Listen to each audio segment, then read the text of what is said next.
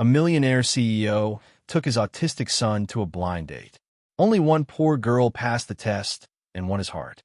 Before the story begins, please tell us in the comments which city you're watching from. And at the end, don't forget to rate this story from 0 to 10. Enjoy the story, everyone. Peter Griffin walked toward the entrance of Boston's most upscale restaurant. By his side was Josh, his 9-year-old son, with messy brown hair, big headphones, and a Rubik's Cube spinning nonstop between his fingers. Josh didn't talk much to strangers. Actually, he hardly spoke at all. But when he did, it was direct, precise, and almost always surprising. Peter sighed. Remember the plan, son? You just need to stick around. If you don't like her, we get up and leave. Josh gave a small nod, without taking his eyes off the cube. If she lies, I'll notice, he said calmly. Peter almost smiled. That was true. Josh had an incredible skill for spotting patterns in language, behavior, logic. Since he was diagnosed with autism at age 3, therapists called him hyperlogical. In other words, not great for blind dates. They crossed the elegant dining room and were shown to a reserved table at the back. Peter looked around with an almost automatic boredom. He had been on 7 dates in the last 2 months, all arranged by his sister, worried about his lonely life. None of the women lasted 5 minutes with Josh without exchanging looks of pity or panic. Some didn't even try to hide it. 8 minutes. Josh muttered, spinning the cube. What? Peter raised an eyebrow.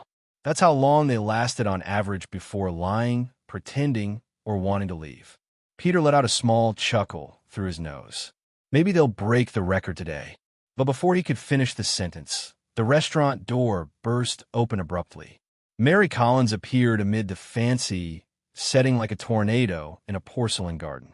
She carried a bag too big for the occasion, wore a yellow short-sleeved shirt with pineapple prints, definitely casual, and her hair was tied in a messy bun held with a pencil. Oops, sorry, she said, stumbling on her shoelace and dropping the menu from the next table. The waiter tried to help, but she smiled, picked up the papers, and said loudly, Relax, champ. It's not the first time I cause a scene, and it won't be the last. Some guests frowned. Others tried to pretend they didn't see. Peter just stared, frozen. But Josh? Josh stopped spinning the Rubik's Cube. Mary walked up to their table like she hadn't just knocked over half the restaurant. When she got there, she looked at Josh first. She smiled, crouched to his level, and said, Hi, you must be the judge tonight, right? You look like you're the boss more than you seem. Josh stared at her for 3 seconds. What is the value of pi squared? He asked. Peter choked on his water. Mary blinked. That depends. Do you want the exact answer or an approximation? Because if it's an approximation, I'd guess 9.869. But if you want all the digits, give me about 20 minutes in a calculator. Josh smiled. Peter was speechless. Mary straightened up and looked at Peter as if nothing had happened. You must be the Peter. Sorry I'm late. Half the subway stopped because of a brave pigeon. And yes, I took the subway because my car is called my feet. And they're still on installments. Peter blinked. You're different. I've heard that before. But I promise I don't bite. Unless the bread roll is really good. She grabbed one from the basket and bit into it without ceremony. Josh was spinning the cube faster now. His eyes, once behind an invisible wall, were fixed on her. You're honest, he said plainly. I am. But if you tell me a secret, I promise to keep it and pretend I never heard it. Josh leaned in and whispered something in her ear. Mary's eyes widened. Then she smiled. I love that secret. It's the best one I've been told today. Peter tried to understand what was happening. He, used to controlling everything from stock trades to business mergers, now felt off balance. Like he was inside one of those romantic movies his sister insisted on watching on Friday nights. Except, in this case, the script was impossible to predict. Can I order fries? Mary asked, still holding the menu closed. Peter hesitated. That's not exactly on the menu. Perfect. I love to challenge menus. She winked. Peter leaned back in his chair. Josh stopped spinning the cube. Mary chatted with the waiter like she'd known him for years. She joked about the complicated names of the dishes and asked if she could take a look at the kitchen later. When the waiter said no, she replied, Okay, fine, but only because I'm wearing heels today. Josh laughed. A light, short, but genuine laugh. Peter slowly turned to his son. surprised. You laughed? Josh nodded. She's not afraid of me, and she doesn't feel sorry. She just talks. Peter looked at Mary. She was now trying to balance a spoon on the tip of her nose. It wasn't what he expected. It wasn't what he wanted. But strangely, it was exactly what he needed. Dinner went in a way Peter never imagined possible. Mary didn't ask about his company, didn't mention his fortune, and for the love of everything sacred, didn't say anything like, it must be hard raising a child alone. Instead, she ate with appetite, joked about the restaurant's overly golden decor, and treated Peter like he was a normal person. Seriously, who decided 15 different forks was a good idea? She said, holding up one of the smaller utensils. Like, what happens if I use the salad fork to eat dessert? Does the utensil police come after me? Peter tried to keep his composure, but the corners of his mouth kept turning up. Technically, it's a matter of social etiquette. Oh, I get it. Mary took the dessert fork and cut a piece of salad. There. Now I'm a culinary rebel. Josh, you're my witness. Josh watched everything with an intensity Peter recognized. It was the same look the boy had when solving a particularly difficult Rubik's Cube. Focused, analytical, but interested. Mary, Josh said suddenly, stopping her from playing with the forks. Why does electricity make noise when it goes through wires? Peter almost choked. Josh never asked casual questions to strangers. Actually, Josh almost never asked questions to anyone, except to him. Mary showed no surprise or that forced smile most adults give when kids ask something cute. Instead, she rested her chin on her hand and thought about the question seriously. Well, technically, electricity itself doesn't make noise. What you hear is the air around the wires heating up and expanding quickly. It's like when you pop popcorn in the microwave. The heat makes the kernels jump and make noise. Josh tilted his head. But what about when wires make that buzzing sound? Oh, that one's different. Mary got excited, waving the dessert fork. That happens because alternating current makes the wires vibrate 50 or 60 times per second. It's like a really, really boring electric guitar. Peter stared at her, fascinated. Not just because the answer was correct, he knew that, but because of how she explained it. No condescension, no oversimplifying, but also no jargon Josh wouldn't understand. Did you study engineering? Peter asked. Mary shrugged, as if it wasn't a big deal. I studied a little bit of everything. I'm the kind of person who reads microwave manuals for fun. She turned to Josh again. Want to hear something cool? If you put a Rubik's Cube near a speaker playing music, the sound vibrations can slightly affect how the pieces move. Like a dancing Rubik's Cube. Josh's eyes lit up. Really? Totally. Of course, you need very, very sharp ears to notice the difference. But it happens. Josh took the cube out of his pocket immediately and started spinning it near his ear, paying close attention to the almost unnoticeable sounds the pieces made as they moved. Peter watched the scene with something like amazement. His ex-wife, Sarah, had been wonderful with Josh, but even she needed time to get used to the boy's quirks. Most people felt uncomfortable with Josh's direct questions or tried to answer vaguely to not confuse the child. Mary, on the other hand, seemed genuinely interested, like talking to a 9-year-old about physics was the most natural thing in the world. Josh, Peter said gently, finish eating before your food gets cold. He's fine, Mary interrupted. Let him explore. Food heats up again, but curiosity, that's rare. And that was the moment Peter noticed something that made him deeply uneasy. Mary wasn't trying to impress him through Josh. She was genuinely talking to the boy. The difference was subtle, but for someone who had spent the last 2 years being bombarded by women pretending to be interested in his son to impress the father, the difference was striking. Dinner continued at this pace. Mary told hilarious stories about previous jobs, from being a clerk at a hardware store where she had to explain to a customer that screws don't have gender, to working at a diner where the owner insisted she memorize 50 different burger sauces. And the guy was all like, no, it's not special sauce number 7. It's special sauce number 7. Mary imitated a deep, dramatic voice. Like the fate of humanity depended on me memorizing the difference between honey mustard and artisan honey mustard. Josh laughed again. Peter noticed the sound was becoming less rare, less hesitant. When dessert arrived, an overly fancy tiramisu that probably cost more than Mary made in a day, she looked at it with skepticism. This looks more like a sculpture than food. I'm afraid to touch it and break something important. You can eat it, Peter assured her. It's just tiramisu. Just tiramisu, he says. Mary shook her head toward Josh. Your dad's a bit out of touch with reality, isn't he? Josh thought about it seriously. Sometimes, but he tries. Peter didn't know if he should be offended or touched by their brutal honesty. Mary took a big spoonful of dessert and made an exaggerated dramatic face. Okay, I admit it, this is officially the best thing I've ever eaten in my life. She leaned toward Josh as if to share a secret. But don't tell my corner bakery bread roll. He gets jealous. When it was finally time to leave, Peter expected the usual ritual, exchanging numbers, the we should see each other again suggestion, the hopeful smile that meant she was waiting for him to make the first move. Instead, Mary stood up, adjusted her bag on her shoulder, and said, Well, it was nice meeting you both. Josh, keeping curious. Peter? She hesitated for a moment, like she was going to say something important, then smiled. Thanks for dinner. It was way better than I expected, considering I wasn't expecting much at all. And just left. Peter stood still, watching her walk toward the door with the same messy energy she had when she arrived.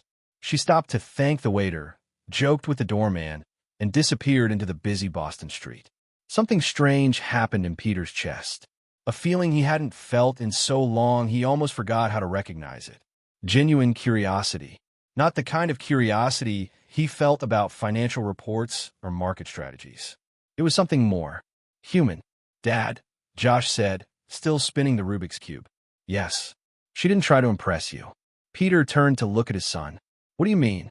Josh looked at him with those eyes that saw patterns where others saw only chaos. All the others always did things to make you think they were important, asked about money, or said I was special in a weird way, or tried to seem smarter than they really were. He stopped spinning the cube. She just listened and talked like we were normal. On the way home, in the quiet of the luxury car that kept them separate from the outside world, Peter couldn't get Mary out of his mind. There was something about her that challenged all his expectations. She didn't fit into any category he knew. Not as fancy as the women in his social circle, but also not as easily impressed as he had imagined. She was smart without being pretentious, funny without trying too hard, honest without being harsh. And for the first time in a long time, Peter Griffin, a man who controlled business empires and moved millions with a phone call, found himself completely out of control. That night, lying in the king-size bed of his apartment overlooking Boston Harbor, Peter stayed awake. Not because of work stress or money worries, but because of a woman who used the wrong fork and made his son laugh. And that bothered him, in the best way possible. Peter Griffin wasn't the kind of man who showed up at cafes on Saturday mornings. Actually, Peter Griffin didn't even know where cafes were. His morning routine was coffee made by the housekeeper, the Wall Street Journal perfectly folded, and an agenda his secretary organized with military precision. But there he was, standing in front of Beans and Dreams, a small cozy cafe in Boston's North End, hands in his pockets, with an expression swinging between determination and total panic. Josh was with Aunt Catherine for a special Rubik's Cube session with other kids on the autism spectrum, something Peter usually supervised personally. But that morning he lied, said he had an urgent meeting and left his son and his sister's care. The truth? He had spent 3 days thinking about Mary Collins. And that was unacceptable. Peter opened the cafe door, making an old-fashioned bell ring. The place was the complete opposite of anywhere he usually went. Exposed brick walls, a mix of mismatched chairs, local artists' paintings hung with little order, and a coffee smell that seemed to have a personality of its own. And there she was.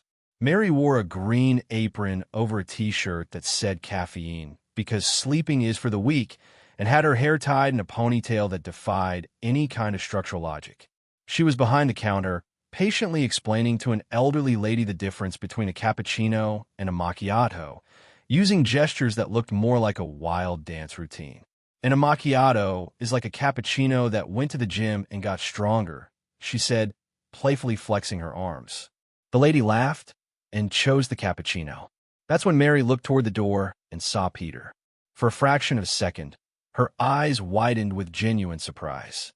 Then, as if you could see the gears turning in her mind, Her expression changed to something between amusement and teasing. She finished helping the lady, handed over the coffee with a warm smile, and then turned to Peter with a completely neutral look. "Can I help you?" she asked as if she had never seen him before. Peter blinked. "Mary, it's me, Peter, from dinner on Thursday." She pretended to think, tapping her fingers on the counter. Peter, I don't remember. Are you a regular customer? Because I swear I'd remember someone who looks like he stepped right out of a business magazine." He stood there, unsure if she was serious or not. Mary kept up a straight face for exactly 5 seconds before bursting out laughing. "Relax, Mr. Serious. I'm just kidding." She leaned on the counter with a mischievous smile. "But speaking of which, what are you doing here? Want some coffee? We're just here to ruin my shift?" Peter felt something he rarely experienced. He was being teased. And strangely, he liked it. "I want a coffee," he lied shamelessly. "Liar," Mary said without missing a beat. "You look like the kind of guy who drinks coffee that costs more than my week's salary and comes in cups that need instruction manuals." She gestured to the handwritten menu on the board behind her. "Here we have strong coffee, stronger coffee, and coffee that will make you see the future. Which one will it be?" Peter looked at the menu and realized he really had no idea how to order coffee in a normal place. "Oh, what do you recommend?" "Depends. Do you know how to order food by yourself? Or do you need to call your secretary?" The tease hit the mark. Peter felt his cheeks warm a little. "I can order food by myself." "Thank you. Prove it." Mary crossed her arms, clearly enjoying herself. "Order something from the menu without using words like 'I would like.' Would it be possible, or if it's not too much trouble?" Peter looked at her. It had been years since anyone challenged him like that. Years since anyone treated Peter Griffin like anyone else, someone who could be teased, tested, played with. "Strong coffee," he said, trying to sound casual. "And that thing there." He pointed to a blueberry muffin in the display case. "That thing?" Mary pretended to be shocked. "Sir, that's an artisanal blueberry muffin with crystal sugar topping and vanilla essence. It has a first and last name." Okay. Peter laughed without meaning to. The artisanal blueberry muffin with crystal sugar topping and vanilla essence. "Better." Mary turned to make the coffee. "At least now you treated the muffin with the respect it deserves." While she worked, Peter watched her movements. There was something hypnotic about the way Mary moved through the small space behind the counter. Efficient but relaxed.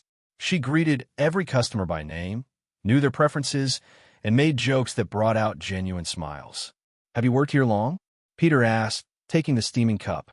"Weekends for about 2 years." Mary leaned on the counter again. "During the week, I work at an accounting firm. Nothing glamorous, but it pays the bills. And here," she gestured around the cafe. "It's kind of my therapy. I like people. Most of them, at least." Peter tasted the coffee and had to admit it was delicious. Strong, full-bodied, with a flavor that really had personality. "This is good," he said, genuinely surprised. "Of course it is. I made it." Mary winked. "You look shocked. What did you expect? Dirty water?" "No, it's just—" Peter stopped, realizing anything he said would sound condescending. "Oh, I get it," Mary said, shaking her head with an ironic smile. "You're surprised that a regular person like me actually knows how to make real coffee, not just some toot waitress serving bad drinks with a fake smile." "That's not what I meant." "Yes, it is," but Mary didn't seem offended, just amused. "Relax, Peter. I'm not fragile, and you're not the first rich guy to show up here thinking he found a hidden gem among regular folks." Peter felt like he'd been slapped in the face, a needed slap. "You're right," he admitted. "That's exactly what I thought, and it was dumb of me." Mary blinked, clearly not expecting such honesty. "Huh. Okay. Points for owning up instead of making excuses." They were silent for a moment, but it wasn't uncomfortable. It was more like they were rethinking each other. "So why did you really come here?" Mary finally asked. Peter hesitated. The truth was, he didn't have a rational answer. He'd spent 3 days trying to get Mary out of his head and failed miserably. He thought about how she made Josh laugh, how she didn't try to impress him, how she treated them both like normal people. "I don't know," he said honestly. "I guess I wanted to understand you better." "Understand what?" Mary tilted her head. "I'm not that complicated. Work, pay bills, watch bad shows on Netflix, eat cold pizza for breakfast. Mystery solved." Peter smiled. Can I give you a ride home when your shift ends? I can take the subway. Thanks. I know you can, but can I still give you a ride? Mary studied him for a long moment. Why? Because I'd like to talk more with you. About what? About anything. Peter was surprised at his own sincerity. About how you know so much physics, why you work 2 jobs, why you didn't try to impress me at dinner. About everything. Mary bit her lower lip, thinking, my shift ends in an hour. I'll wait. You'll stay here, drinking coffee and staring at me like a well-dressed stalker? If you let me. Mary laughed. Okay, but you'll have to put up with me working, and fair warning, I'm way funnier with the other customers than with you. Peter settled at a small table in the corner and spent the next hour watching Mary at work. She hadn't lied. She was funny, warm, and natural with everyone. But Peter noticed something more. She really cared about people. She remembered names, asked about kids and pets, listened to work complaints with genuine patience. When her shift finally ended, Mary stepped out from behind the counter, the zap taking off her apron. All right, Mr. Patience, let's go. In the car, a discreet BMW Peter had chosen instead of a limousine. Mary gave directions to a neighborhood Peter had never visited. Narrower streets, older buildings, life happening on the sidewalks. Here, she said when they arrived in front of a 3-story apartment building. Peter looked up. The building was old, but well kept.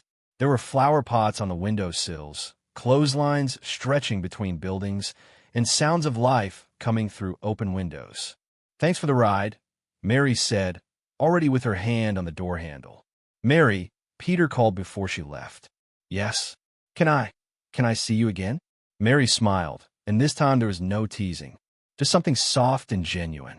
You know where to find me on weekends. She got out of the car and walked toward the building door. Peter watched her climb the steps and wave before disappearing inside. He stood there for a few minutes, looking at the building.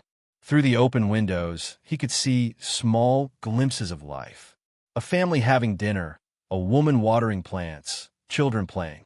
It was simple, real, completely different from the glass and steel world Peter lived in. And for the first time in years, he wondered if maybe there was something valuable in that simplicity. Peter stared at the phone on his desk for 15 minutes before finally dialing the number. He'd gotten Mary's number through the cafe, a casual conversation with the manager about a customer who left something behind on Saturday. The phone rang 3 times before she answered. Hello, Mary? It's Peter.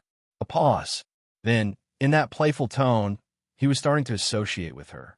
Peter Griffin, billionaire CEO, is calling me? Wow, I must be in trouble. What's up? Did I forget to pay for the coffee? Peter chuckled without meaning to. Actually, I wanted to invite you. Josh has a science fair tomorrow night. We would like you to come. Josh specifically asked me to come? Well, Peter hesitated. He asked if you'd come. And when I said I wasn't sure, he said I should ask. Oh, I see. So it was Josh's idea. It was mine too, Peter quickly added. I'd like you to come. There was a silence on the other end, and Peter wondered if he'd been too direct. What time? Mary finally asked. 7 o'clock. I can come pick you up. No need. I'll figure out how to get there. What's the address? Peter gave her the address of Brookline Academy, trying not to let relief show in his voice. Mary? Yes. Thank you for saying yes. Don't thank me yet. You don't know how I behave at school events. I could be a total mess. The next evening, the gym at Brookline Academy had been transformed into a science fair. Colorful projects filled tables arranged in neat rows, each accompanied by a proud and nervous child ready to explain months of hard work. Peter arrived early with Josh, who carefully carried a box holding his project, a complex system of modified Rubik's cubes he had developed to create logical patterns. Is she really coming? Josh asked for the 3rd time as they set up their display. She said yes, Peter replied, checking his watch. Good. I want her to see what I made. Peter watched his son arrange every part of the project meticulously. Josh rarely showed any anxiety about impressing someone, but today was different. There was a hopeful energy in him Peter recognized well, the same energy Peter himself felt when Mary was around. At 7:15, Peter spotted Mary walking through the gym. She wore a navy skirt and a simple white blouse. But there was something about the way she moved, confident, curious, genuinely interested in what she saw, that made her stand out. Mary, Josh waved enthusiastically. She approached with a bright smile and a paper bag in her hands. Josh, you look so sharp. She crouched down to his level. And this must be the mysterious project you've been working on. Josh practically beamed with pride. It's a combinational logic system using Rubik's cubes as the interface. Want to see how it works? I really do. Peter watched Mary lean over the project with genuine attention. Her questions were smart and specific. She truly understood what Josh had created. So you developed a way to program patterns using color combinations? She asked, examining the modified tubes. Exactly. Each sequence represents a different command. It's like binary code, but with 6 variables instead of 2. Josh, that's brilliant, Mary said. And Peter could tell she wasn't just being polite. You created a completely new programming language. The event flowed naturally. Mary moved through the gym as if she belonged, chatting with other kids about baking soda volcanoes and solar system models. With the parents, she was just as comfortable, neither intimidated by the obvious money some had, nor trying to impress anyone. Peter watched her interact with Margaret Whitmore, wife of a well-known senator, and noticed how Mary managed to be respectful without being submissive, interested without being fake. Your son is exceptional, Margaret told Peter as Mary stepped away to help a little girl with her project about carnivorous plants. And Mary is refreshing. Peter nodded, watching Mary turn a project about carnivorous plants into a hilarious presentation that drew both kids and adults. Plants are basically vegetable detectives, Mary explained with theatrical seriousness. They set traps, wait patiently, and then, surprise, dinner served. The little girl laughed, the adults smiled, and the project became one of the fair's most popular attractions. As the crowd began to thin and Josh was busy explaining technical details to a group of impressed teachers, Peter and Mary found themselves relatively alone near the gym's bleachers. Josh is a total hit, Mary said, watching his animated gestures. He was born for this. He likes you, Peter said, and that isn't common. Mary turned to face him. Why you talk like Josh is hard to like? He's an amazing kid who sees the world in a unique way. That should be celebrated. Peter hesitated. There was something about Mary's frankness that made him want to be equally honest. Most people don't get that. They think Josh is a challenge or feel sorry for him, or think you're a hero for raising him alone. Mary finished with irony. How did you know? Because I've been on the other side of that equation. Peter frowned, confused. Mary was quiet for a moment, watching the soft gym lights reflect off the empty bleachers. I was an engineering student at MIT, she said finally, her voice softer than usual. Second year, full scholarship, top grades. I had a research internship in medical robotics and big plans to revolutionize prosthetics for kids. Peter stared at her, taking it all in. What happened? My mom got sick, early onset Alzheimer's. Mary gave a sad smile. My dad died when I was 16, so it was just the two of us. At first it was little forgettings, teas, neighbors' names, but then she started getting lost, leaving the stove on, not recognizing me some mornings. Peter felt his heart tighten. I tried to balance school and caregiving, but Mary shook her head. She needed constant care, and I couldn't afford to pay for help, so I gave it all up. School, internship, boyfriend, dreams, everything. For how long? For years. Until she passed. Mary looked at her hands. When it ended, I was 26, no degree, no work experience, nothing, for years behind in a field that changes every 6 months. Peter looked at Mary like he was seeing her for the first time. Really seeing her. Not just the funny woman who teased him, but someone who had given up everything for family. You never thought about going back. Every day, Mary said. But going back meant starting over. And starting over meant not having money to live while studying. It's a dead end. Mary? Peter stepped closer without thinking. No. She cut him off, sensing the pity in his tone. I don't want your sympathy. I did what I had to do. I don't regret it. I just sometimes wonder who I'd be if I'd had a choice. Peter looked at her, seeing layers of strength and vulnerability he hadn't noticed before. You're extraordinary, he said, the words slipping out without thought. Mary looked surprised. I'm not. Yes, you are. You gave up your dreams for your mother. You see Josh for who he really is. You treat people, not like social status. You are. Peter leaned in to kiss her. Mary put her hand on his chest, stopping him gently. Peter. No. Why? Mary studied him with eyes that seemed to see through masks. Because you're used to people accepting whatever you offer, whenever and however you offer it. Her voice was kind but firm. I'm not like that. If this is going to happen, it'll be when we both know exactly what we're doing. Peter stepped back, respecting her space. You're right. I usually am, Mary said with a small smile. When they went to pick up Josh, they found him carefully putting away his project, a shining first-place medal around his neck. Mary, I won. Josh ran to her, beaming. Of course you did. You're a genius. In the parking lot, Josh came up to Mary holding something. I made this for you, he said, handing her a modified Rubik's Cube with a folded note taped to one side. Mary unfolded the note and read aloud. You're different.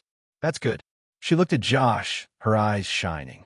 Josh, this is the most special gift I've ever received. Josh smiled, one of those rare smiles that lit up his whole face. When you solve it, you'll understand why you're important to us. Mary hugged Josh quickly, tucking the cube away like it was precious. Peter watched them, feeling something change deep inside. For the first time, he questioned if controlling everything was really as important as he thought.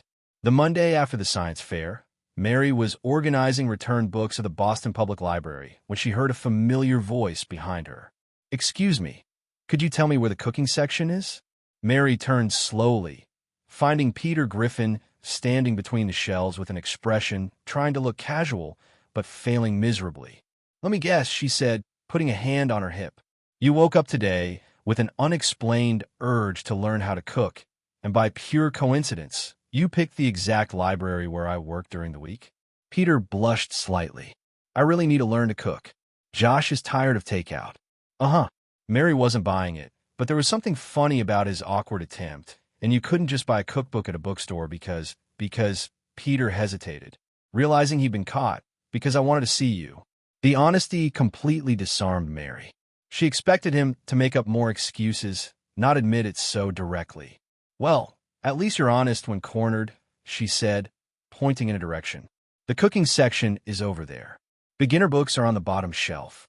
Peter followed her, but instead of grabbing a book, he just watched Mary work. She organized, stamped, helped people find what they needed. All with a natural efficiency he found almost hypnotic. Aren't you going to pick a book? Mary asked without looking at him. I'm weighing my options. You're staring at me. There's a difference. Peter chuckled softly. There was something freeing about being called out so bluntly by someone who wasn't afraid of him. On Wednesday, Peter showed up at the cafe during Mary's shift, using some excuse about being in the neighborhood for a meeting. What meeting? Mary asked, making his coffee before he even ordered. An important meeting. With who? With important people.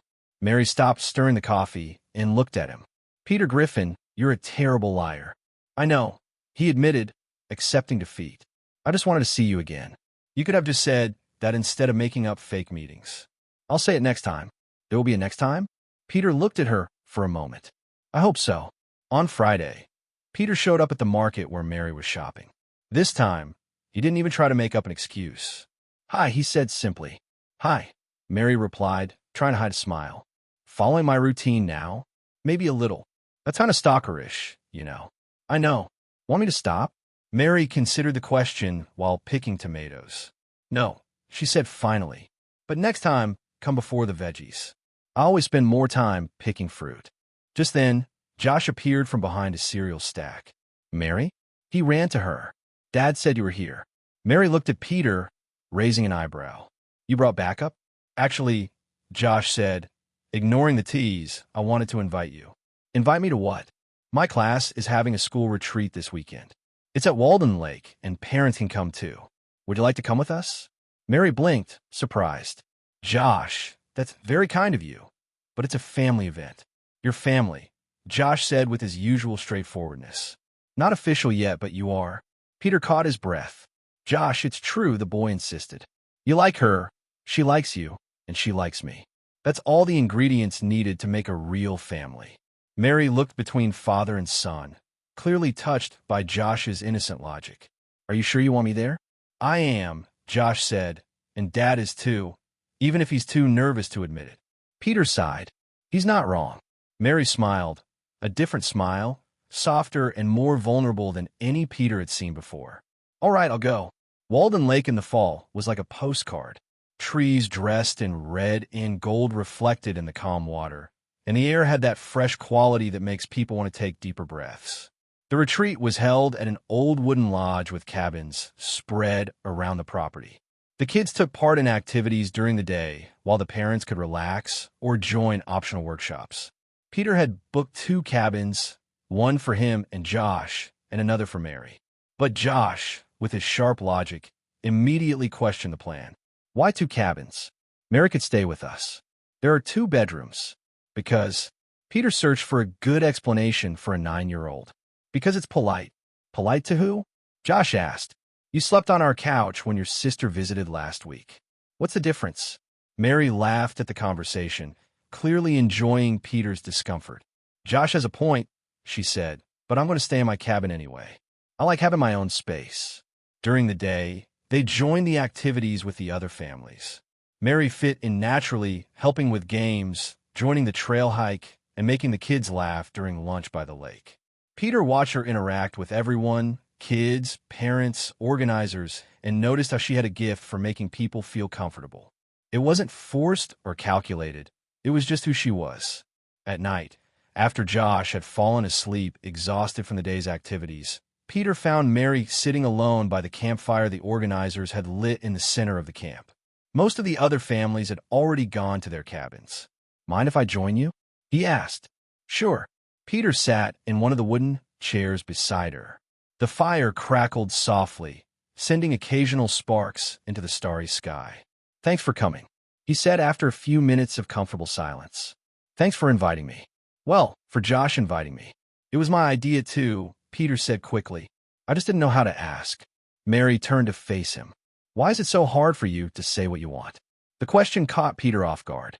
He thought of several answers about responsibility, being a CEO, taking care of Josh, but they all sounded like excuses. Because he paused, trying to find the right words. Because it's been a long time since I've wanted something that wasn't about work or taking care of Josh, and I don't know how to handle that. Handle what exactly? Peter looked at her. The firelight danced across her face, casting soft shadows that made her look even more beautiful. He finally said, I don't know how to deal with what I feel for you. Mary stayed quiet for a moment. And what do you feel? Peter opened his mouth to answer, but no words came out. There was so much he wanted to say about how she made Josh smile, how she treated him like a regular person, how he thought of her every morning when he woke up. But the words got stuck in his throat. He tried again, but stopped. Mary watched him struggle for a few seconds, then stood up. Peter thought she was leaving, but instead she came closer and knelt beside his chair. You think too. Much, she said softly. And then she kissed him. It wasn't a dramatic or passionate kiss like in the movies. It was calm, intentional, gentle, as if she were saying everything he couldn't put into words. When they pulled apart, Peter looked at her with surprise and something like relief.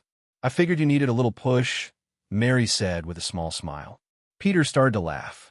Not a polite, controlled laugh, but something real and freeing coming from a place he'd forgotten existed. How long had you been planning this? He asked. Since you showed up at the library pretending you wanted to learn how to cook. I don't want to learn how to cook. I know.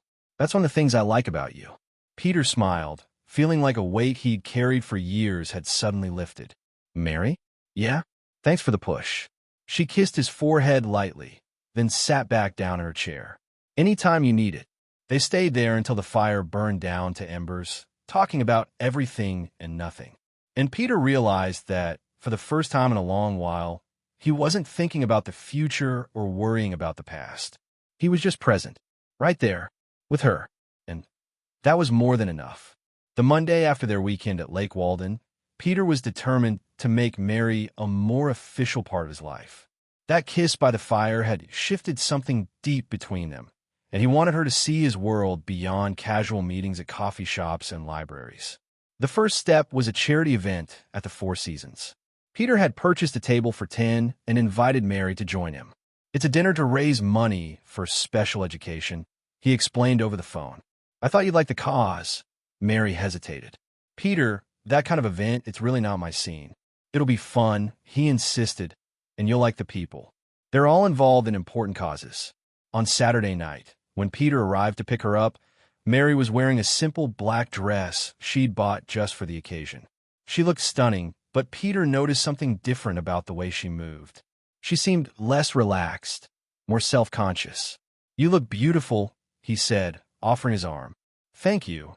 And thanks for lending me the shoes, she said, referring to the black pumps Peter had sent over with a note saying they were a gift, not a loan. The Four Seasons ballroom was exactly what Mary had feared. Grand, formal, and full of people who looked like they'd been born wearing tuxedos and evening gowns. Guests strolled around with champagne glasses, talking quietly about investments, summer homes in Martha's Vineyard, and even more exclusive social events. Peter greeted acquaintances, introducing Mary as a special friend. She smiled, shook hands, and tried to join the conversations, but Peter could sense her tension growing with each interaction. Mary works at the public library.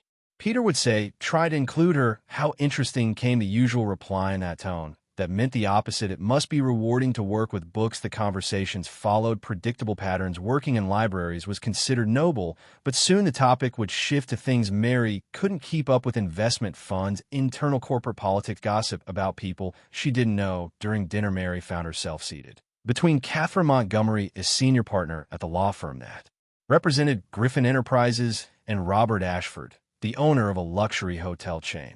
So Mary, Catherine said as she delicately cut her grilled salmon. How did you and Peter meet? A blind date, Mary answered honestly, set up by his sister. How romantic, Catherine said with a smile that didn't reach her eyes. And where do you work again? At the Boston Public Library. And I work at a cafe on weekends. 2 jobs, Robert commented. That must be challenging. There was something in his tone that made Mary feel like a specimen under a microscope. She realized that people weren't really interested in her answers. They were categorizing her, judging her, figuring out where she belonged in their social hierarchy. Peter tried to include her, steering the conversation toward topics where Mary could contribute, but it was like trying to force a puzzle piece into the wrong place. It just didn't fit. Mary knows a lot about engineering, Peter said at one point when the conversation turned to technology. How interesting, said Catherine. Did you study engineering? I started at MIT, but I didn't finish, Mary replied. Oh, Catherine's interest vanished instantly. I see. It was during dessert that Mary overheard the comment that changed everything. She had gotten up to go to the restroom and passed by the table where Catherine was speaking with 2 other women. She hadn't meant to eavesdrop, but Peter's name caught her attention. Peter has always had a thing for charity projects, Catherine was saying. First that school for special needs children. Now he shows up with a librarian. At least this time, he's not mixing his personal life with philanthropy quite so obviously. She seems sweet, said one of the other women. Oh, I'm sure she is. Catherine's tone was condescending. It's just that, well, Peter needs to think about what's best for Josh, too. That child needs stability, not social experiments. Mary felt like she had been punched in the stomach. Social experiment. Charity project. The words echoed in her mind as she returned to the table. When Peter asked if she was okay, Mary mumbled something about a headache. When he offered to leave early, she shook her head and said he should stay. After all, it was important for him to be there. But when dessert was served, Mary stood up. I need to go, she said quietly to Peter. Now? But we haven't even. I need to go, she picking up her purse. You stay. This is important for you. Peter stood up, confused. Mary, what happened? Nothing. I just need to go home. And she walked out, leaving Peter standing in the middle of the ballroom, not understanding what had just happened. In the days that followed, Mary didn't answer Peter's calls. When he stopped by the cafe on Saturday, the manager told him she had switched shifts. At the library, the front desk clerk said Mary was busy with a special project and couldn't take visitors. Peter felt lost. The lake retreat had been perfect, natural, spontaneous, real. But the moment he tried to include Mary in his official world, everything fell apart. Josh noticed right away that his father's mood had changed. Where's Mary? He asked on Wednesday during dinner. She's busy, Peter said, stirring his food distractedly. Did you guys fight? Not exactly. Josh gave him that sharp, observant look. Did you do something stupid? Maybe. Peter admitted, I don't know what I did, but apparently I did something. Did you ask her? She doesn't want to talk to me. Josh thought about that for a moment. Then maybe you need to try harder. On Thursday night, Peter was in the kitchen looking at a delivery menu when he had a sudden realization. Instead of ordering expensive sushi, he went out, bought a regular pizza from a local place, and drove to Mary's apartment. He climbed the 3 flights of stairs with the pizza box in hand, feeling more nervous than he ever had before any business meeting. He knocked on the door. Footsteps on the other side. A pause. Then Mary's voice. Who is it? It's me. Peter. Silence. Then the sound of the lock turning. Mary opened the door wearing an old sweatshirt and pajama pants. Her hair pulled up in a messy bun. She was barefoot and looked like she had been crying, although Peter couldn't be sure. Hi, he said. Hi. They stood there, looking at each other for a moment. Did you bring pizza? Or just yourself? Mary finally asked. Both, Peter replied. But only one's worth it. Despite everything, Mary almost smiled. Is it pepperoni? With stuffed crust. Mary sighed and opened the door wider. Come in, but only because I'm hungry and there's nothing to eat at home. Peter stepped in a Mary's small apartment for the first time. It was exactly as he had imagined. Tiny but cozy, filled with books, plants, and items that clearly had stories and meaning behind them. Mary, he said, setting the pizza down on the coffee table. What did I do? At dinner, I mean. What did I do wrong? Mary sat on the couch, hugging her legs. You didn't do anything wrong, she said, but her voice sounded tired. That's the problem. Peter sat at the other end of the couch, keeping some distance. I don't understand. Peter, Mary looked him straight in the eye. I heard Catherine Montgomery call our relationship a charity project. She said you have a habit of, what was it? Social experiments. Peter felt anger rising in his chest. She said that? She did. And you know what's worse? Mary let out a humorless laugh. For a second, I wondered if she was right, if I was just another one of your charity cases. Mary, you know that's not true. Doi, she asked, staring at him. Because from where I stand, it feels like you're trying to fit me into a world I don't belong in. And everyone in that world has made it pretty clear they agree with me. Peter moved a little closer on the couch. I don't care what they think, but you should, Mary said softly. Because that's your world, Peter. It's where you live, where you work, where you're raising Josh. And if I don't fit in there... She didn't finish the sentence, but she didn't have to. Peter understood exactly what she was saying. And for the first time, he wondered if there was something deeply wrong with a world where someone like Mary wasn't welcome. Peter and Mary sat in silence on her couch for several minutes, the pizza growing cold on the table between them. The small apartment felt even smaller under the weight of the conversation hanging in the air. Mary? Peter finally said, his voice lower than usual. Can I tell you something? Something I've never told anyone? Mary watched him closely, noticing the change in his tone. There was a vulnerability there she had never seen before. Of course. Peter leaned forward, resting his elbows on his knees and looking down at his hands. When Josh was 4, Sarah, my wife, had a car accident. He paused as if he needed to gather strength to go on. She was coming back from a neurologist's office where she took Josh for his therapy sessions. Mary said nothing. She just waited. It was a Tuesday in March. I was in a meeting, a big merger I'd been working on for months. Peter shook his head. Sarah called me that morning and said Josh had a panic attack at school and she had to pick him up. She wanted me to come with her to the doctor's office. Peter stopped again, and Mary could see his hands trembling slightly. I told her I couldn't, that the meeting was too important, that there was too much money on the line. I told her she could handle it on her own, like she always did. His voice became rougher. Sarah said Josh was asking for me, that he needed me there. And I told her Josh would be fine, that he wouldn't even notice I wasn't there. Mary felt her heart tighten, but stayed quiet. Sarah hung up. We didn't fight. She just hung up. Peter looked up at Mary. 3 hours later, I got a call from the hospital. Her car had skidded on a wet curve. The impact was instant. Peter? But that's not all, he went on. Like he needed to say everything at once, or he wouldn't be able to finish. When I got to the hospital, Josh was still in the back seat. He was okay physically, but Peter swallowed hard. He stayed in that car with Sarah's body in the front seat for 6 hours. 6 hours until someone found them. Mary brought her hand to her mouth, horrified. Josh didn't speak for 2 months after that. He wouldn't eat, barely slept, didn't respond to anything. The doctor said it was trauma. Peter looked straight at Mary, and I knew it was my fault. If I had gone with them, if I had been in the car, maybe. Peter, no, Mary interrupted gently. You can't know that. But I do, he said firmly, because Sarah always drove slower when I was in the car. She said I made her nervous when she went too fast. If I had been there, she would have driven slower, would have stopped at the first sign of wet roads, would have. His voice broke. Mary moved a little closer on the couch, but didn't touch him yet. What did Josh say when he started talking again? Peter gave a sad smile. The first thing he asked was, "Where's Mom?"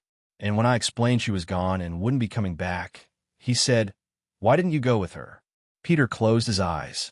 I didn't know what to say, and you've carried that guilt ever since. Every single day, Peter finally looked at Mary. I shut down after that.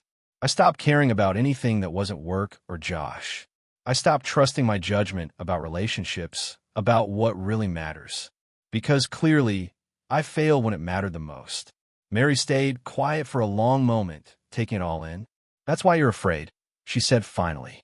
It's not fear of loving again. It's fear of failing again. Peter nodded. And when I met you, he hesitated.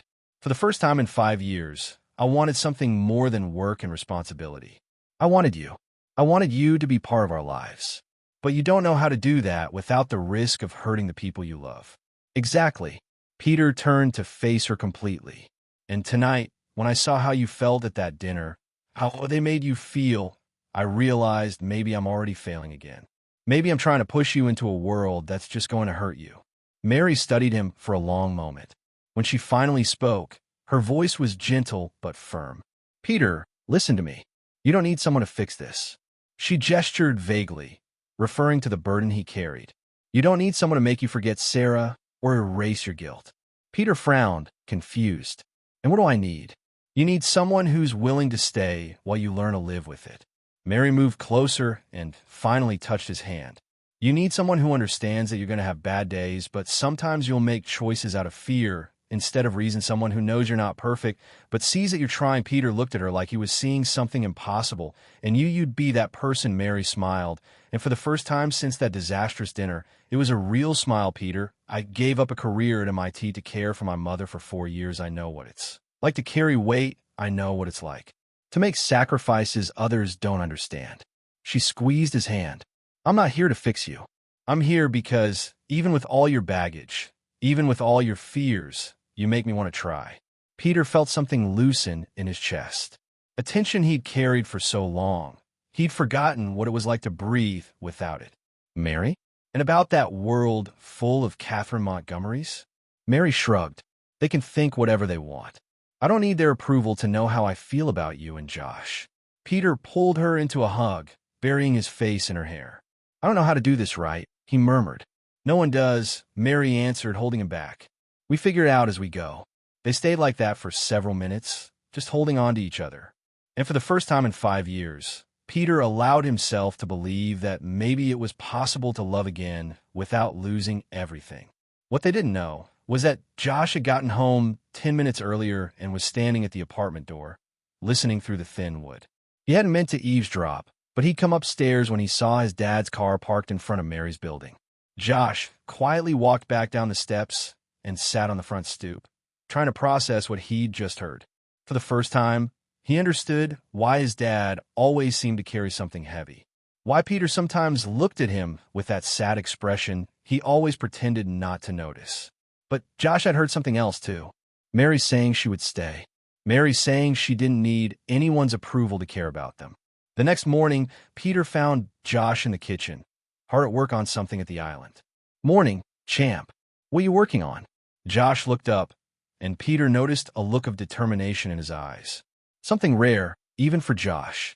I'm making something for you. Peter walked over and saw that Josh was modifying a Rubik's Cube, adding tiny dots of glow-in-the-dark paint to the interfaces.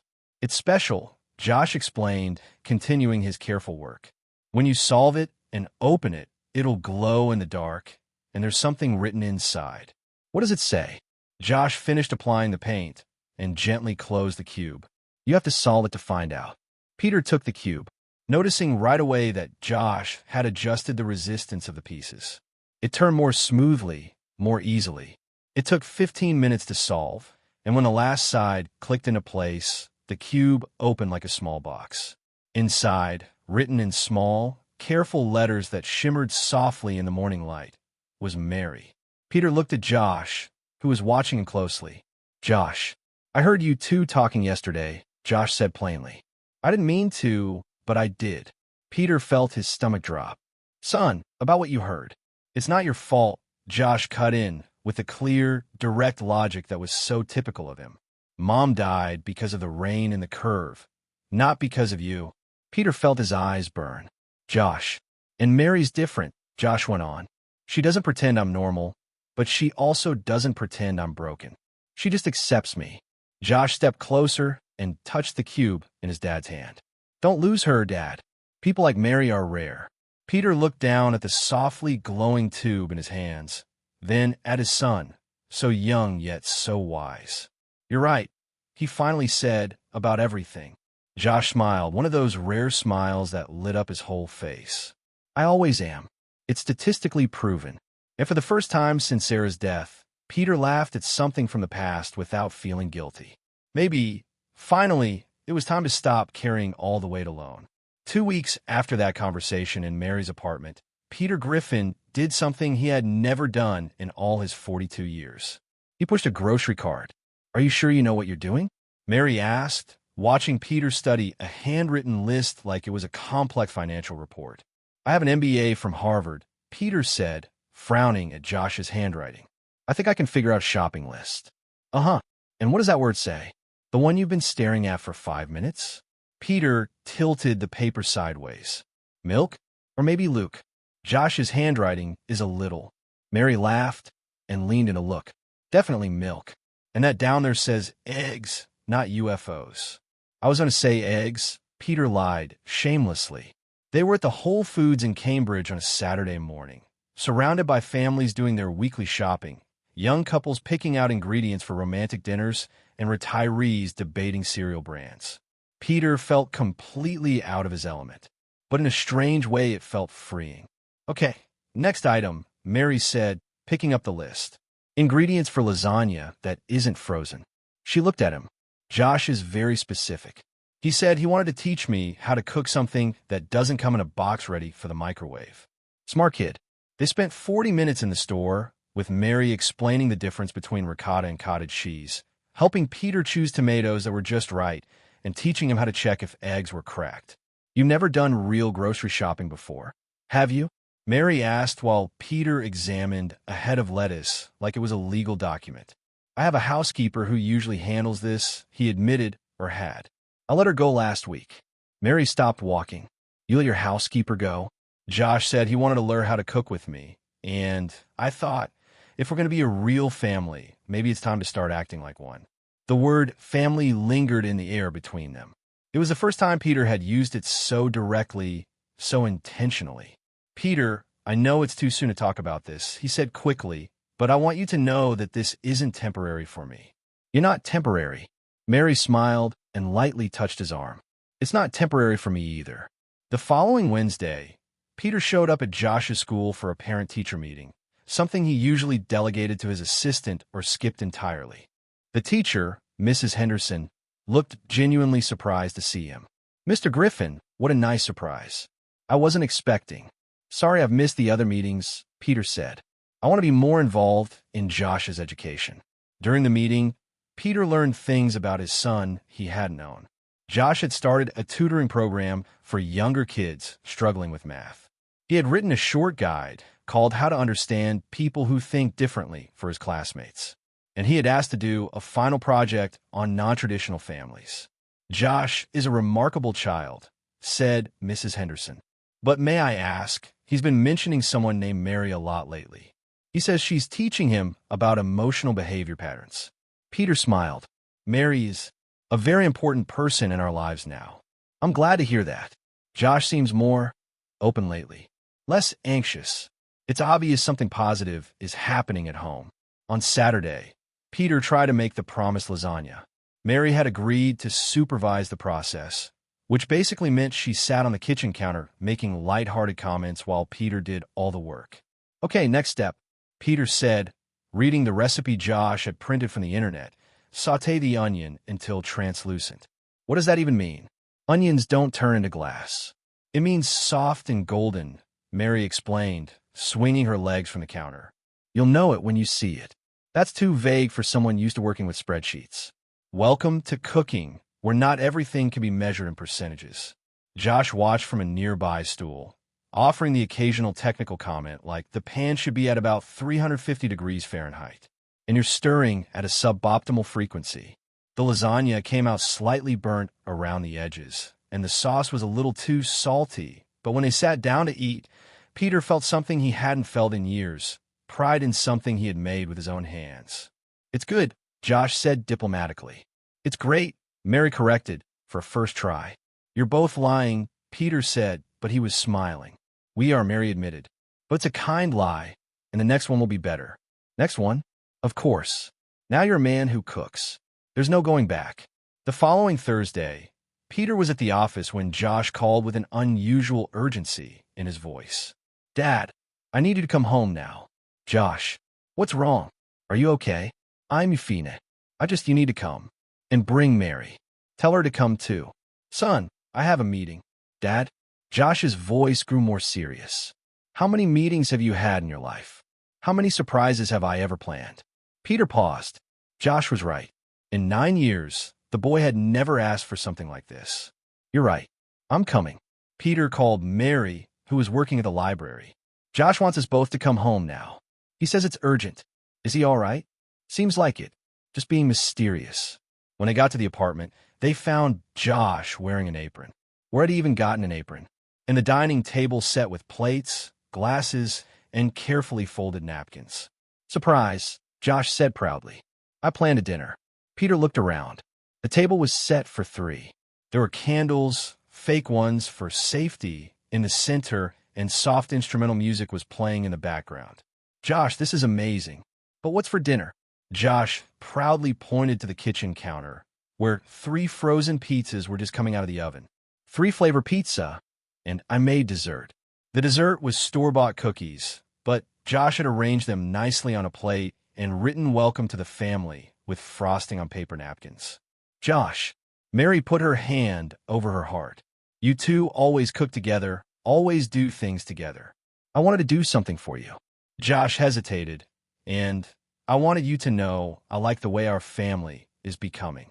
Peter felt a lump in his throat. So, I know my mom's not here anymore, Josh continued with his usual honest tone, and I know Mary's not trying to replace her, but it's nice to have someone who gets our jokes and doesn't get awkward when I explain too. Much.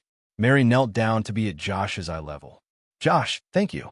This is the most special dinner I've ever had. They ate pizza and cookies, talked about Josh's science project, and laughed when Mary tried to teach Peter how to fold napkins properly. After dinner, they moved to the living room. Peter put on a movie Josh had picked, a science-themed comedy that was more educational than funny, but everyone pretended to love it. Mary, Peter said when Josh went to the bathroom, Would you like to stay the night? Mary looked at him. Peter, are you sure? I am, not as a guest, as his family. Mary smiled. Yes, I like to stay. When Josh came back, he found Peter and Mary sharing the couch with a clear space saved for him in the middle. Without hesitation, he nestled between them and pulled a blanket over all 3 of them. This movie is statistically inaccurate, Josh mumbled, snuggling against Peter. That's why it's fiction, Mary replied, gently brushing the boy's hair. Can I ask a question? Josh said sleepily. Of course, Peter said. Is Mary going to stay permanently now? Peter and Mary looked at each other over Josh's head. If she wants to, Peter said softly. I do, Mary answered. Josh let out a contented sigh. Well, I already figured out where we'll put her things in the closets, and it would be a waste of logistical planning if she left now. Peter and Mary chuckled quietly, and slowly the 3 of them fell asleep on the couch under the blanket with the movie still playing on the TV. For the first time in 5 years, Peter fell asleep without checking emails or thinking about the next day's work. For the first time in her adult life, Mary fell asleep feeling completely at home. And Josh fell asleep knowing that his family was finally whole in a way that made sense to him. It wasn't the family he was born into, but it was the family they had chosen to build together. And that, Josh thought, just before falling completely asleep, was statistically much better. The letter arrived on a Tuesday morning, 3 weeks after Josh's surprise dinner. Mary was having coffee in Peter's apartment kitchen, something that had become a routine, when she saw her name on the thick envelope the doorman had left on the table. "My tea?" Peter asked, noticing the letterhead as he walked by to grab his briefcase. Mary opened the envelope with trembling fingers. She read in silence, her eyes moving across the lines with an expression that changed with each paragraph. "What is it?" Josh asked, finishing his cereal while reviewing a math project. Mary folded the letter slowly. "It's a job offer." Peter stopped looking for his car keys. "What kind of offer?" Biotech Solutions, a medical robotics company in San Francisco, is offering a reentry program for engineers who left the field. Mary looked at the letter again, as if she couldn't believe what she was reading. They offer 6 months of intensive training, a salary during the program, and then a permanent position developing prosthetics for children. The kitchen went silent. "San Francisco," Peter repeated, his voice carefully neutral. "It's exactly what I've always wanted to do," Mary said, almost in a whisper. "Medical robotics for kids. It's literally my dream." Josh stopped eating and looked between the two adults, his expression suddenly cautious. "Are you going to accept it?" Peter asked. Mary hesitated. "I don't know. I need to think about it." Peter nodded stiffly. Of course, it's a big decision, but Mary could see the tension in his shoulders, the way he avoided looking directly at her. "Peter, I need to get to the office," he said, grabbing his briefcase. "Josh, is Mary taking you to school today?" "Dad?" Josh started. "I'll see you tonight." Peter interrupted, quickly kissing Josh's forehead and walking out without looking at Mary. For the next 3 days, the letter stayed on the kitchen table like an unexploded bomb. Peter buried himself in work, leaving early and coming home late. Mary tried to talk to him several times, but he changed the subject or found excuses to leave the room. Josh watched it all, with growing anxiety that started to show physically. He went back to spinning his Rubik's Cube obsessively and began listing prime numbers out loud whenever he got nervous. On Friday night, Mary finally confronted Peter when he came home at 10 o'clock. "We need to talk," she said, blocking the kitchen entrance. "About what?" Peter asked, trying to walk past her. "About how you've been avoiding me for 3 days." "I'm not avoiding anyone. I've just been busy." "Peter," Mary crossed her arms. "We promised to be honest with each other." Peter stopped and finally looked at her. There was something wild in his eyes, something Mary recognized as barely hidden panic. "Fine. You want honesty?" he said. "I am terrified. You've just been given the chance of your dreams, and I know I should be happy for you, but all I can think about is you leaving." "Peter, and maybe that's for the best," he went on, the words pouring out. "Maybe we're just fooling ourselves. You've only just started changing your life, and I've only just started finding myself after being lost for so long. Maybe we're in too different of a place for this to work." Mary stared at him, shocked. "Do you really believe that?" "I don't know what I believe," Peter admitted. "I just know I can't go through this again. I can't let myself need someone and then lose them." "So you're giving up?" Mary asked, her voice rising. "Before we even know if I need to leave, you're already giving up?" "I'm not giving up. I'm being realistic." "No, you're being a coward." Josh appeared at the kitchen doorway in his pajamas, the Rubik's Cube spinning quickly in his hands. "Stop," he said, his voice tense. "Please stop yelling." Peter and Mary turned to him, instantly ashamed. "Josh, son?" But Josh had started rocking slightly, a sign that his anxiety was climbing dangerously. "You're going to split up?" he said, his voice getting higher. "Mary's going to leave, and you're going to be sad again, and everything will go back to how it was before, and I—" Josh stopped talking, but kept rocking, the cube spinning so fast it was making a noise. "Josh," Mary said gently, moving closer. "Breathe with me, okay? Let's breathe together." But Josh was heading into a full-blown anxiety attack. Peter knelt beside him. Son, it's okay. We're here. It's not okay. Josh finally burst out. You're fighting over a letter. A letter. And now Mary's leaving because you're scared, and I'm going to lose her, and I'm going to lose you too because you're going to get sad and distant like you did when Mom died. Josh's words cut through the air like knives.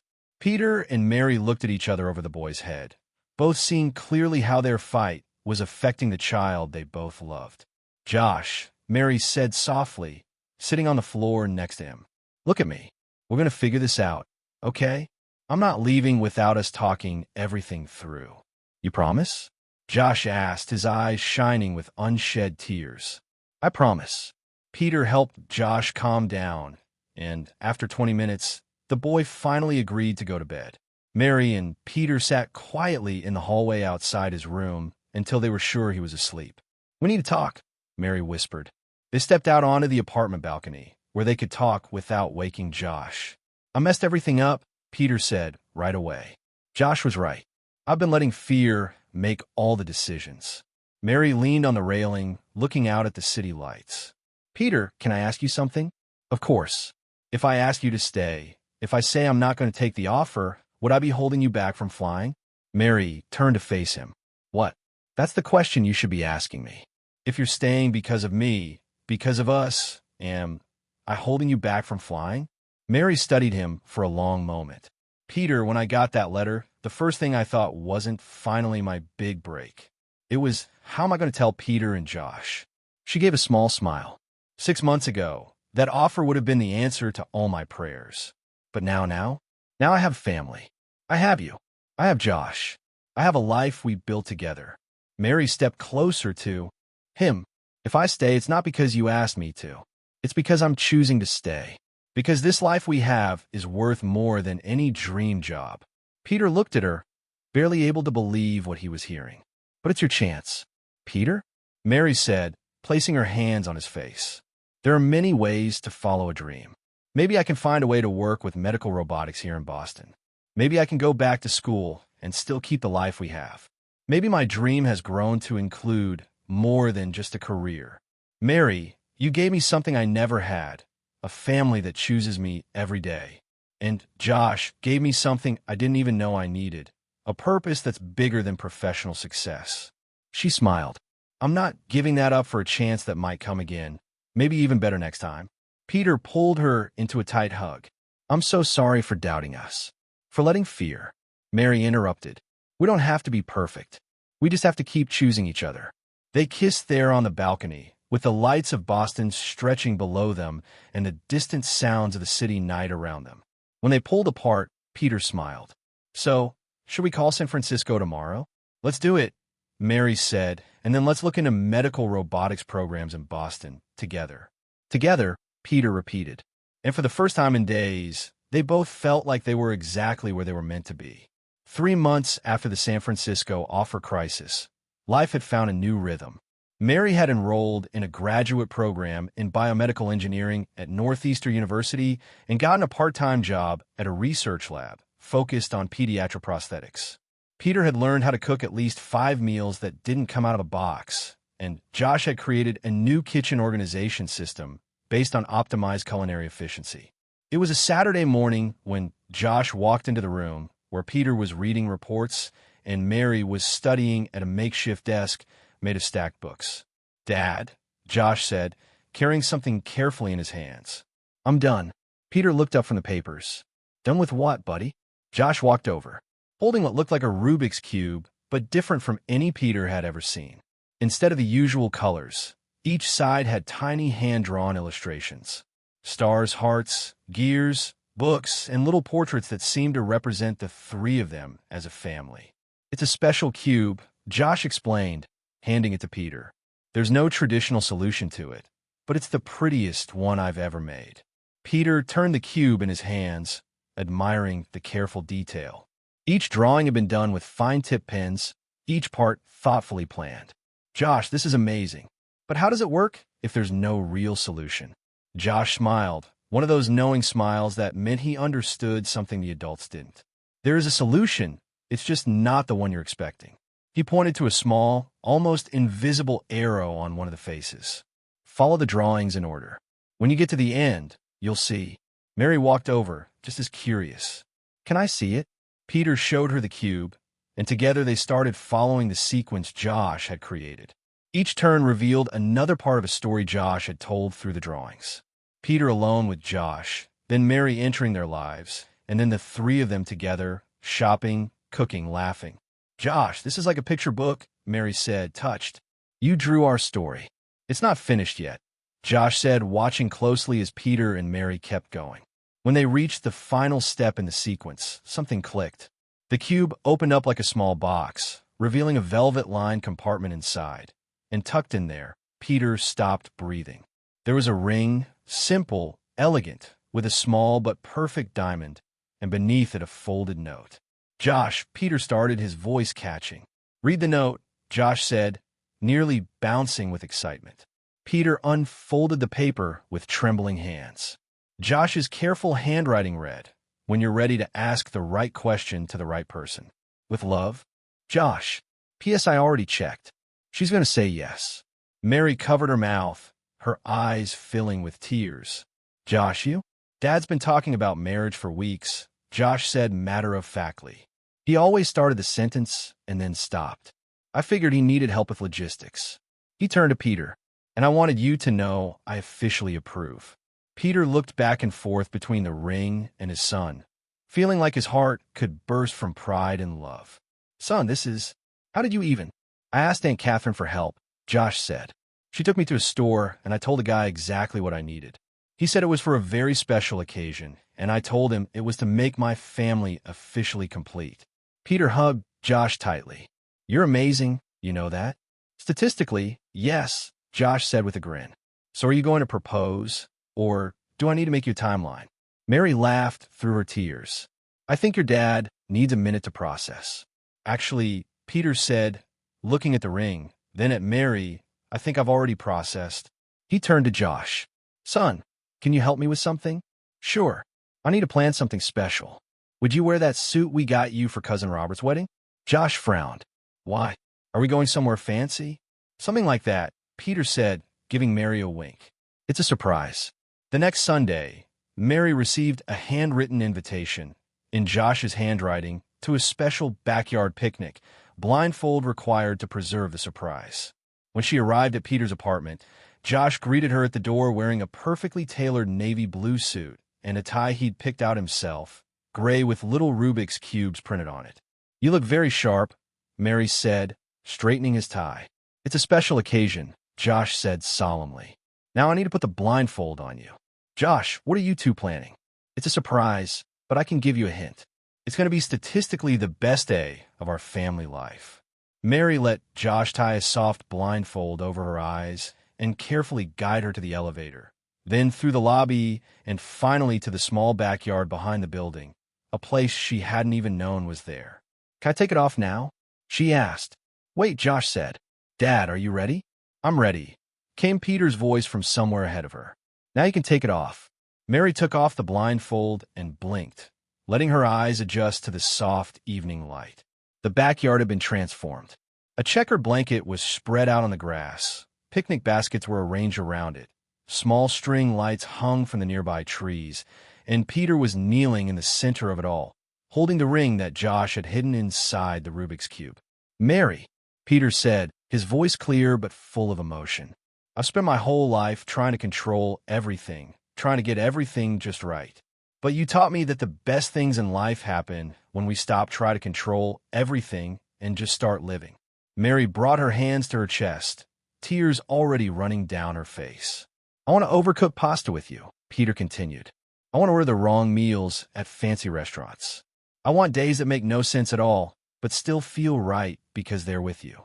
I want to build a messy, perfect, completely ours kind of family. He held up the ring. Mary Collins, will you marry me? Will you marry us? Mary looked at Peter, down on one knee in the grass, then over at Josh, who was practically bouncing with excitement, and then back at Peter. Instead of answering with words, she leaned down and kissed Peter, a long, sweet kiss full of promise. When they pulled apart, she whispered against his lips, then let's solve this cube our own way. Josh let out a shout of joy that was probably heard 3 blocks away. That means yes, he yelled. I knew it. The odds were totally in our favor. Peter slipped the ring onto Mary's finger, and the three of them hugged right there on the grass, laughing and crying all at once. 6 months later, on a rainy Wednesday night, the three of them were sitting on the couch watching cartoons. Mary was wearing one of Peter's old t-shirts and mismatched socks. Peter was in sweatpants with tomato sauce stains on his shirt because they had tried, and spectacularly failed, to make homemade pizza. Josh was in his pajamas, covered in little planets nestled between them. On the TV, a silly cartoon about talking animals was playing, and Josh was seriously explaining why the physics in the episode made no sense. Turtles can't run at 60 miles per hour. He said seriously. It's biologically impossible. The structure of their shell wouldn't allow. Josh, Mary interrupted laughing. It's a cartoon. You can ease up on the science. But factual accuracy is still important, even in fiction.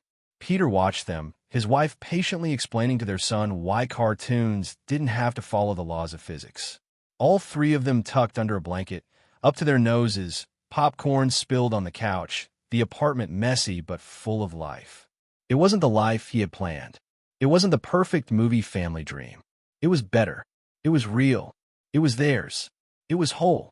And when Josh finally stopped analyzing turtle biomechanics and snuggled between them with a content sigh, Peter thought maybe this was the real definition of happiness. Not perfect moments, but perfectly imperfect ones shared with the right people. Mary reached over Josh's head and gently squeezed Peter's hand. 3 squeezes, the code they'd come up with for I love you. Peter squeezed back. 3 squeezes. And Josh, without opening his eyes, murmured sleepily, "You know I can feel it when you do that, right? Statistically speaking, it's impossible to hide signs of affection from someone who's physically between you." They chuckled softly, and outside the rain kept falling, making the apartment feel even cozier. Simple, real, complete. What did you think of Mary and Peter's story? Share your thoughts in the comments. On a scale from 0 to 10, what score would you give this story? Don't forget to subscribe to the channel and click the bell so you won't miss any of our stories. And check out more touching stories by clicking right here on the final screen.